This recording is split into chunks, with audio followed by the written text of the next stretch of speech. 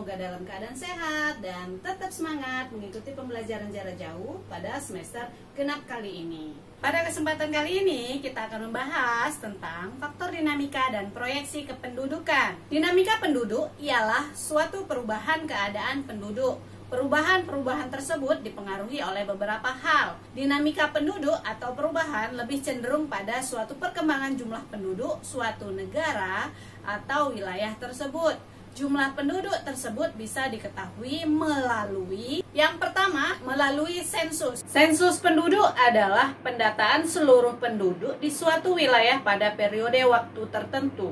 Di Indonesia, sensus penduduk biasanya dilaksanakan dalam kurun waktu 10 tahun sekali. Sensus terbagi menjadi dua. Yang pertama ada sensus de jure dan yang kedua ada sensus de facto. Sensus de jure yaitu pencatatan kependudukan hanya kepada mereka yang benar-benar bertempat tinggal di suatu daerah atau negara tempat sensus dilakukan. Yang kedua, sensus de facto, yaitu pencatatan kependudukan yang dikenakan kepada mereka yang berada di dalam daerah atau negara tempat sensus penduduk dilakukan tanpa memperhatikan asal penduduk. Tujuan dilakukannya sensus penduduk yaitu untuk mengetahui jumlah penduduk, pertumbuhan penduduk, persebaran penduduk, kepadatan penduduk, komposisi penduduk, masalah urbanisasi penduduk. Tujuan utama dari sensus penduduk adalah menghasilkan data kasar kependudukan untuk keperluan perencanaan pembangunan dan sistem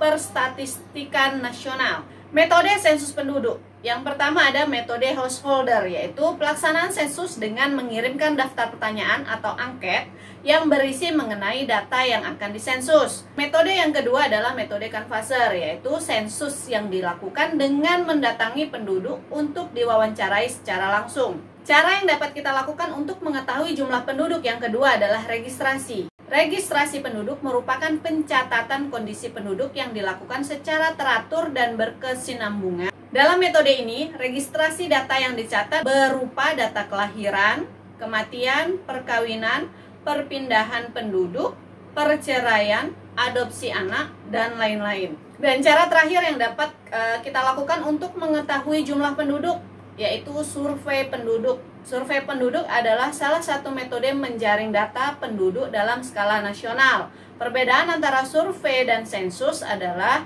apabila sensus dilakukan pada setiap orang, sedangkan untuk survei hanya diambil beberapa orang saja sebagai sampel. Faktor yang mempengaruhi dinamika. Yang pertama ada kelahiran. Kelahiran ialah angka yang menunjukkan bayi yang lahir dari setiap 1000 penduduk per tahun. Angka kelahiran bayi bisa dibagi menjadi 3 jenis. Angka kelahiran dikatakan tinggi jika angka kelahiran berkisar lebih dari 30 per tahun. Angka kelahiran dikatakan sedang jika angka kelahiran berkisar 20 sampai dengan 30 per tahun.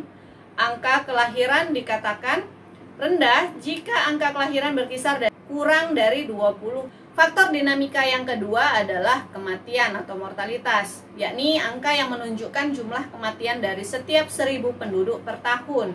Mortalitas dibagi menjadi 3. Yang pertama, mortalitas dikatakan tinggi jika angka kematian berkisar 18 per tahun. Mortalitas dikatakan sedang jika angka kematian berkisar antara 14 sampai 18 per tahun. Dan mortalitas dikatakan rendah jika angka kematian berkisar antara 9. Dan faktor dinamika yang terakhir adalah migrasi. Migrasi yakni suatu perpindahan penduduk dari suatu wilayah ke wilayah lain. Migrasi dapat dibagi menjadi beberapa macam. Yang pertama ada emigrasi. Emigrasi ialah perpindahan penduduk dari satu negara ke negara lain. Yang kedua ada imigrasi. Imigrasi itu masuknya penduduk dari negara lain ke suatu negara tertentu. Kemudian urbanisasi. Urbanisasi adalah perpindahan penduduk dari desa ke kota. Kemudian ada transmigrasi. Transmigrasi ini perpindahan penduduk dari pulau yang padat ke pulau yang masih jarang penduduknya. Kemudian ada remigrasi. Remigrasi ialah kembalinya penduduk ke negara asal. Kemudian ada komuter atau pengelaju. Ialah masuknya penduduk ke suatu kota karena pekerjaan dan dia akan kembali pada sore harinya.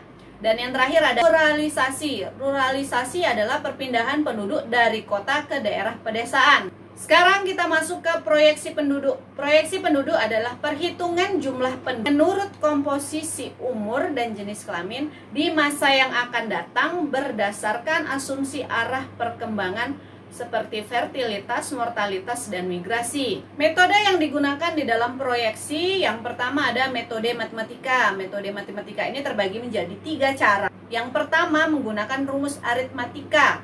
Pertumbuhan penduduk secara aritmatika adalah pertumbuhan penduduk dengan jumlah absolute number adalah sama setiap tahun.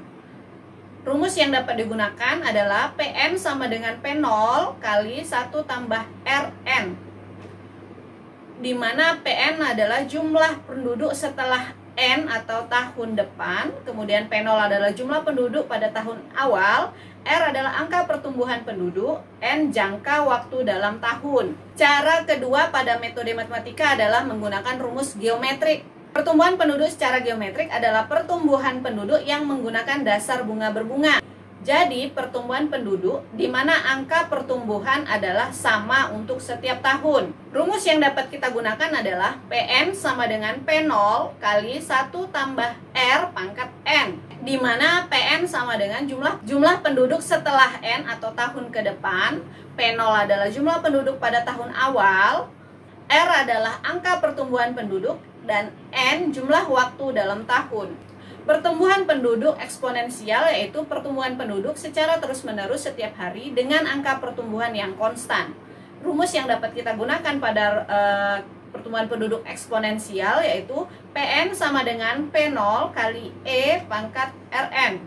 PN sama dengan jumlah penduduk setelah N atau tahun ke depan, P0 sama dengan jumlah penduduk pada tahun awal, R sama dengan angka pertumbuhan penduduk, N sama dengan jangka waktu dalam tahun, dan E adalah bilangan eksponensial.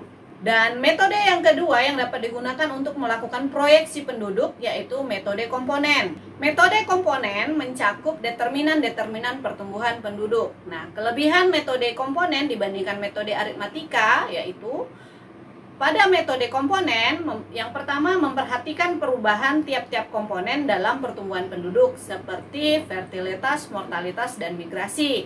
Di dalam metode ini kita mulai dengan asumsi-asumsi mortalitas, fertilitas, dan migrasi.